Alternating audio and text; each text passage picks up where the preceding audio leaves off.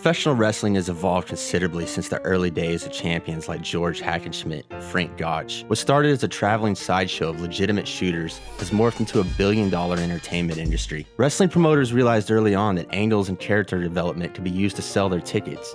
Toots Mondt, Ed Lewis, and Billy Sandow, otherwise known as the Gold Dust Trio, are widely credited with introducing these concepts to professional wrestling. This group would bring tag team matches, signature maneuvers, and new tactics such as distracting the referee in order to cheat into wide use. And in contrast to most promotions of the time, who would simply hire whatever wrestlers were available to work each show, the Gold Dust Trio would assemble a permanent roster, which allowed feuds and rivalries to grow over months or even years. The work nature of professional wrestling has been an open secret since the very early days. Fall Guys, The Barnums of Bounce, was published in 1937 and discussed the inner workings of the industry in great detail. However, wrestlers and promoters in the old days would go to great lengths to protect the business, and it wasn't uncommon for even close members of a wrestler's family to not know the matches were fixed. And to be the man, Ric Flair claims that although he had his suspicions, he actually wasn't told that pro wrestling wasn't real until immediately before his first match. The staged aspects of professional wrestling are known as kayfabe. The exact origins of this term are unknown, but the leading theory is that it's some sort of Pig Latin word manipulation for be fake. Dave Schultz once assaulted a reporter simply for suggesting that wrestling wasn't real. I'll ask you the standard question. You know? Standard question. I think this is fake. You think it's fake? What's that? Is that fake? Huh? What the hell's wrong with you? That's open hand slap, huh? You think it's fake? Gorilla Monsoon once claimed, while under oath, that this was a legitimate shoot fight. That's how serious these guys took protecting kayfabe back then. But in the late 80s, that would change. In 1989, Vince McMahon would appear before the New Jersey State Senate and testify that professional wrestling should be defined as an activity in which participants struggle hand-to-hand primarily for the purposes of providing entertainment to spectators, rather than conducting a bona fide athletic contest. This would be the first public acknowledgement by a major inside figure that professional wrestling was not a competitive sport as previously claimed. This admission was made to save money. As wrestling was previously presented as a sporting contest, it was tightly regulated by various athletic state commissions, and promotions were subject to these agencies' requirements and fees. Revealing the scripted nature of pro wrestling resulted in the deregulation of the industry. Vince McMahon would introduce a new phrase to describe his product: sports entertainment. To put it simply, sports entertainment is usually associated with the more fantastic or over-the-top aspects of pro wrestling. Elements like match quality and realism are de-emphasized in favor of character development and elaborate storylines, with the primary intent of entertaining the audience rather than convincing them that what they're watching is actually real. A pig farmer carrying a bucket of slop everywhere he goes, sports entertainment. The big boss man stealing a casket containing the big show's dead father, sports entertainment. Hornswoggle winning the cruiserweight title, sports entertainment. But to be fair, these are extreme examples, and the WWE's brand of sports entertainment has been hugely successful. You probably won't see the best wrestler in the world bumping for a small child, but you might see one win the tag title. This widespread acknowledgement that wrestling matches and feuds were predetermined gave rise to a new type of angle, the worked shoot. These are matches or events that, while scripted, are intended to be perceived as 100% real. This is usually accomplished by the wrestler or wrestlers involved breaking the fourth wall, such as claiming there's a script that's not being followed or appearing to speak out of character. The WWE has ran its fair share of work shoots, and more than its fair share of sports entertainment angles. But it's sort of unusual for a story to start out as one and end as the other. In 2004, the WWE would begin a storyline that was probably better suited for a daytime soap opera. It would take many twists and turns and end in 2005 as one of the more memorable work shoots. In the interest of not making everyone sit through Wrestling, the documentary, I've decided to split this video into 3 separate parts, as this is one general storyline that evolved through multiple feuds, and it would be impossible to cover everything in one video. Lita would join the WWE in February of 2000, after making a one-off appearance as an extra a few months earlier. She would debut alongside her storyline love interest, S.A. Rios, a Mexican luchador, but they'd split a few months later after Rios was found to be coveting his neighbor's hose, and Lita would align herself with real-life boyfriend Matt Hardy and his brother Jeff to form the stable Team Extreme. The stable would be a huge success, and the three would become some of the most popular stars on the roster. But Lita would suffer a neck injury in 2002 while filming a fight scene for the Fox network show Dark Angel. This would put her out of action for over a year. She'd make her return to the ring in late 2003 as a member of the Raw roster, which would cause storyline problems with boyfriend Matt Hardy. Hardy had been competing in the Cruiserweight division on SmackDown, but would be transferred to Raw in November of 2003. The pair would briefly reunite, and Hardy would actually propose in the ring, but later in that same show, he'd refuse her tag during an intergender tag match and would publicly dump her, claiming that her pursuit of the women's title meant more to her than he did. According to Hardy, Vince McMahon hated this segment and was furious at Lita's reaction. He lit into her backstage and the conversation got pretty heated, resulting in McMahon eventually swearing off helping Lita in the future. Hardy claims both their pushes suffered as a result, as he was guilty by association. Following this segment, Lita would begin an on-screen relationship with Christian, and Matt would be sort of lost in the shuffle. But ultimately, Lita would apologize to Vince, putting the couple back in his good graces. The April 19, 2004 episode of Monday Night Raw would see an intergender tag team match scheduled with Val Venus and Lita taking on Matt Hardy and Gail Kim. However, before the match should even begin, Kane would rush the ring, laying waste to Val Venus and cornering Lita. Matt Hardy would consider his options and eventually decide to rescue his former lover. He'd get a beatdown and a choke slam for his trouble, but Kane would take his leave. The next week, Kane would interrupt another of Lita's matches, sniffing her hair and attempting to either steal a kiss or maybe just devour her whole. She'd escape backstage and into the waiting arms of Matt Hardy, who would promise her revenge. The two would embrace, and then Kane would show up and promptly destroy Hardy.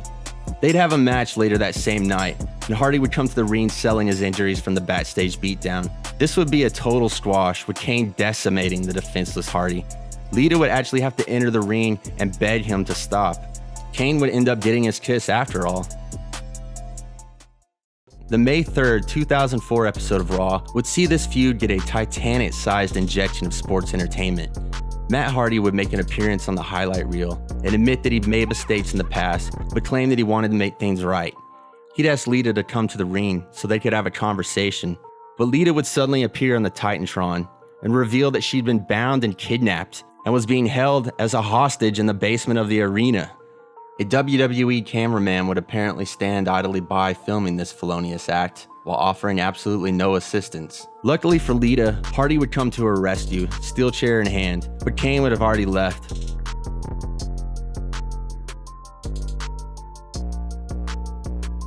But the next week, Kane would taunt the two over the Titantron, claiming that Lita knew what he wanted and she had 1 week to give him an answer. On the May 17th episode of Raw, Hardy would attempt to jump Kane after a match, but Kane would turn the tables and tie Hardy up in a steel chair. Lita would run to the ring and dramatically answer Kane's still as of yet unrevealed question. Stop! Please! Fine. If you wanted to answer, Kane, the answer's yes! I think you know where this is going. The next week, Matt Hardy would confront Lita, claiming that he called and came by her house, but hadn't seen her all week. Lita would apologize and tell Matt that she actually was in love with him. However, Kane would be hiding in her dressing room, and the two would have an ominous conversation. I thought you said this was over. It's all over. She'd leave the building with Hardy's arm around her shoulder. The June 7, 2004 episode of Raw would open with Lita defeating Gail Kim, the #1 contender to the Women's Championship. Afterwards, Kane would barge in the general manager Eric Bischoff's office, and it would be revealed later in the show that he'd forced Bischoff to add Lita to the women's title match at Bad Blood. It was almost a sweet thing to do, but she'd end up losing. Lita would be seen entering the bathroom with a pregnancy test on the next week's Raw. And later backstage, she'd confide to Stacy Keibler that she was indeed pregnant. After revealing this juicy bit of gossip on national TV, Lita would make Stacy promise not to tell anyone. Look, Stacey, just promise me one thing, okay? Yeah, sure. Just don't tell anybody yet, actually. A week later, Stacy would congratulate Hardy on the pregnancy, and he'd reveal that he was planning to propose. She doesn't have a clue about anything. So whatever you do, Stacy, please don't tell anyone anything, okay? My lips are sealed. And he would, later in the ring that night. However, before Lita could answer, Kane would appear on the Titantron, announcing that the baby was actually his. This revelation would be so devastating that Lita and Matt would literally stand in the ring and cry. Backstage, Lita would explain to Matt that she'd slept with Kane only to protect him, and add that the baby could still be his. A lot of people have suggested that this storyline makes Kane a rapist, as he forced Lita to have sex with him under the threat of violence. I actually did hours of legal research on this subject, and it seems that at the very least, Kane is guilty of sextortion, or maybe even rape by deception, since he also lied about leaving them alone. Nevertheless, Hardy would attack Kane during an interview on the June 28th episode of Raw, setting up a no disqualification match for the 2004 Vengeance pay-per-view. It should be noted that this feud was about to enter its third month at this point. Yet besides the brief squash back in April when Hardy was selling an injury, this will be the first match between the two.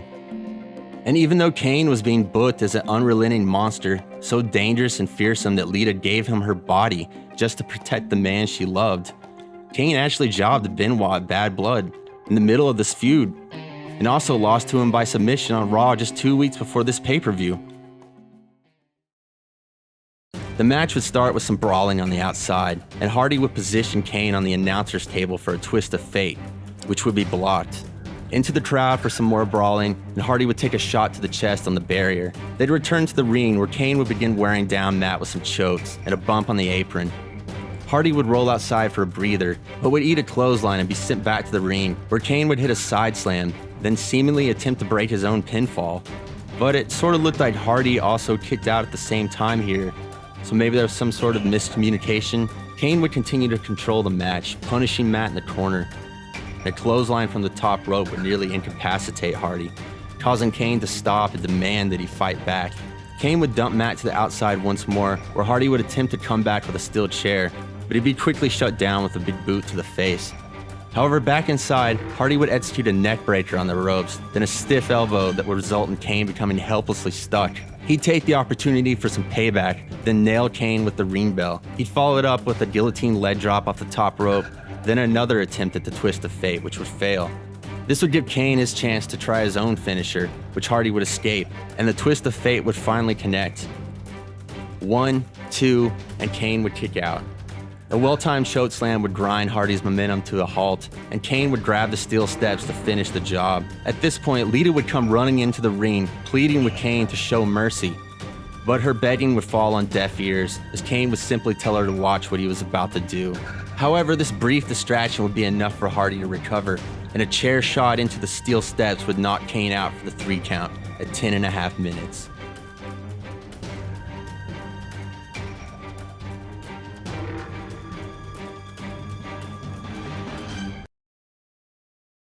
Backstage, Hardy would admonish Lita for interfering, saying that she was putting the baby's life at risk. How about that for some foreshadowing? The next night on Jericho's highlight reel, Kane would call out Lita for costing him the match. Lita would hear none of it though, firing back that she was sick of being scared and tired of being the victim. Kane would admit that while there was nothing he could do to physically harm her, there was still plenty he could do to Matt Hardy. But Lita would remain unimpressed, claiming that Hardy could fight his own battles and that he was more of a man than Kane would ever be.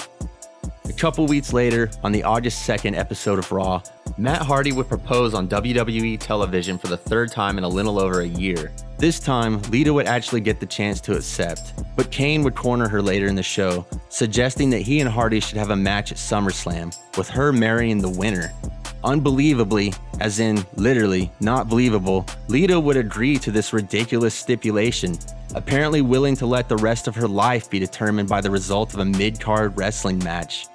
There was the added caveat that Kane would cease his endless harassment should Hardy win the match, but why would she trust him to keep his word on that? Isn't that exactly how she got in this situation in the first place? The answer's yes! Before leaving, Kane would drop this zinger, which would earn him a very stiff slap across the face. It's a pity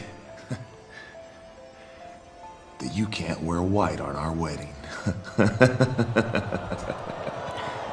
You bastard. Of course, he no-sold it, but seriously, that really had to hurt. The next week, Lita would reveal to Matt that she'd had a paternity test performed, apparently acquiring his DNA without his knowledge, and that the baby did indeed belong to Kane. We gotta get an abortion. My brother Art got his girlfriend one once. JR would moderate a contract signing between the two men, making him a very brave soul, as Kane had literally set him on fire during an interview just a year earlier. After much consideration, Matt Hardy would ultimately sign the contract, agreeing to the stipulation. He'd then knock Kane unconscious with a metal briefcase to close the segment.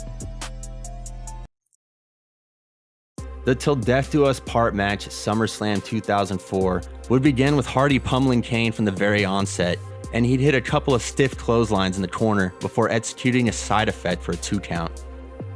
Hardy would remain in control, battering Kane with some punches and kicks, and would hit a guillotine leg drop from the second rope for another 2 count. This would be closely followed by a tornado DDT and yet another pin attempt. Kane would fight back with a strong right hook, knocking Hardy off his feet. He'd attempt a recovery, but would be laid out with a clothesline, another clothesline in the corner, and Kane would go to work with some punches, beating Hardy into the ground. But he'd become distracted by Lita at ringside, and a failed charge would land him on the outside. Hardy would follow him out with a pescado, then successfully execute the twist of fate on the mats. A 10 count spot would follow, with Kane just barely beating the count. Lita would grab the ring bell and distract the ref, allowing Hardy to take his shot. But didn't he basically take Kane's head off with a ring bell during the last match? It wasn't enough to put him away then. Maybe she should have grabbed something else. Predictably, this would only earn a 2 count, as Kane would uncharacteristically break the fall with the ropes. Hardy would be caught in midair while attempting a top rope maneuver. However, he'd power out and go for another twist of fate, which Kane would escape, and a big boot would stop Hardy right in his tracks. This time, it would be Kane heading to the top rope, but Hardy would recover and send him balls first into the turnbuckle. He'd make another DDT attempt, but it'd be reversed into a choke slam from the middle rope, and Kane would secure the victory with an easy 3 count in just over 6 minutes. A stunned Lita would leave Hardy where he lay, and return backstage in total disbelief. To her credit, Lita wouldn't welch on the bet, and the wedding would be announced to take place in the August 23, 2004 episode of Raw. The other divas would even throw her a bridal shower. Since you like to sleep around so much, I got you something that you could really use. First, there is birth control pills, and of course, not to forget, condoms. Big red machine of your own. We'd also get our first look at the baby.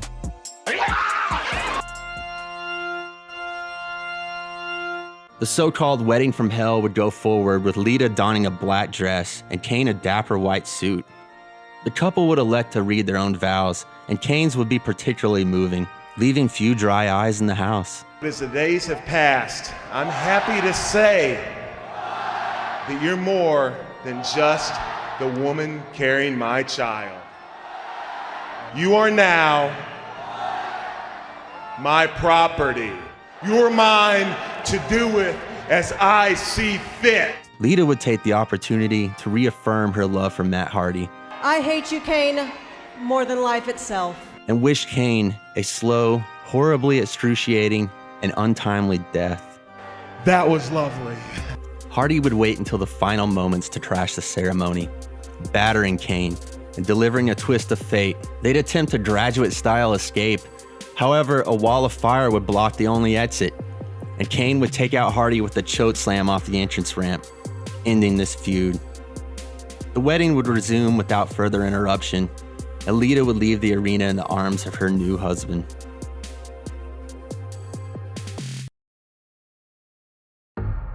The no DQ match of Vengeance would be awarded 2 1/4 stars by Dave Meltzer of the Wrestling Observer newsletter.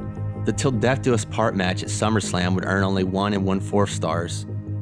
This feud almost seemed to move backwards, as the first match featured no rules and allowed the use of weapons and brawling in the crowd. However, the blow-off match, which was almost half the length of the first, was just a normal match with standard rules. After 4 months of build, with Kane literally kidnapping Lita, extorting her for sex, and ruining both her and Matt's lives, they actually teased that this feud would end due to countout.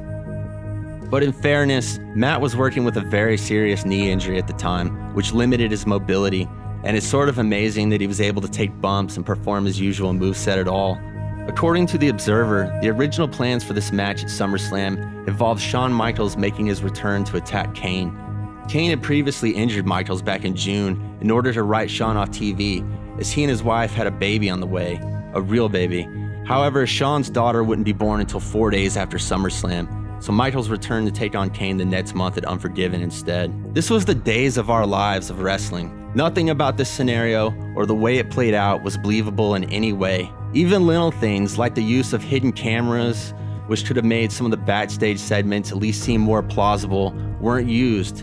And instead, the WWE repeatedly had one character ask another to keep a secret on national television. For all the negatives of the Hogan-Bischoff era of TNA, one change I always liked was they made an effort to have it look like the wrestlers' backstage conversations were being secretly filmed. This added a little authenticity to whatever was being discussed. Yeah, I get it. The WWE wasn't trying to pull the wool over anyone's eyes with this angle. It was meant to be ridiculous. But still, they're asking people to invest in these characters. Matt Hardy stood in the ring and cried when he learned Lita's baby might not be his. How often do you see that in wrestling? Why not at least make an attempt to preserve some immersion for the fans who actually do enjoy this kind of far-fetched melodrama? Also, there's no door in this bathroom, so this camera guy apparently stood there and filmed Lita taking a piss. In a later interview, Matt Hardy would claim that Vince and Stephanie went head over heels for this angle and had nothing but praise for his and Lita's acting, which they felt improved week to week. Personally, I thought Kane's performance was the standout, as he really pulled off the deranged, disgusting stalker persona. That really might be the only positive thing I can say about this storyline, to be honest. His creepy, slack-jawed expression was just kind of perfect.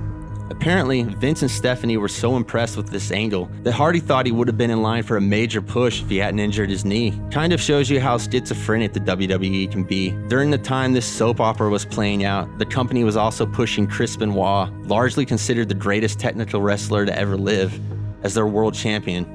According to Hardy, he and Lita were just happy to be featured on TV every week and tried to do the best they could with what they were given. However, he'd state that the storyline put him in an odd position, as he was portrayed as being in love, but he and Lita would suffer more and more misfortune every week. He thought the way the story unfolded made him look like a pussy, and the fans would see him as a guy who couldn't do anything for his girl. You've made a cuckold of me. He kinda has a point. Kane outsmarted and outplayed Hardy at almost every stage of this feud. His only opportunities to shine were on the episodes of Raw that immediately preceded the pay-per-view matches. Sure, he won the match at Vengeance, but only after Lita showed up one of 3 times to beg Kane to stop. However, in retrospect, this feud ended with the ongoing story of Lita stuck in a marriage from hell to a sociopath, so it made sense that Kane was given so much heat, as it raised the stakes of their blow-off match and made her predicament seem even worse. With the wedding over, Hardy would be removed from television in order to undergo knee surgery. On screen, Lita would remain as Kane's unwilling wife, who he would treat as little more than his property and the vessel for his new child. But this story would take another unexpected and twisted turn the next month, when this man would make his debut, and Kane's world would come crashing down around him. That's where we'll pick up next time. Thanks for watching, and keep a lookout for part 2 in this series. Gene Snitsky, it wasn't his fault.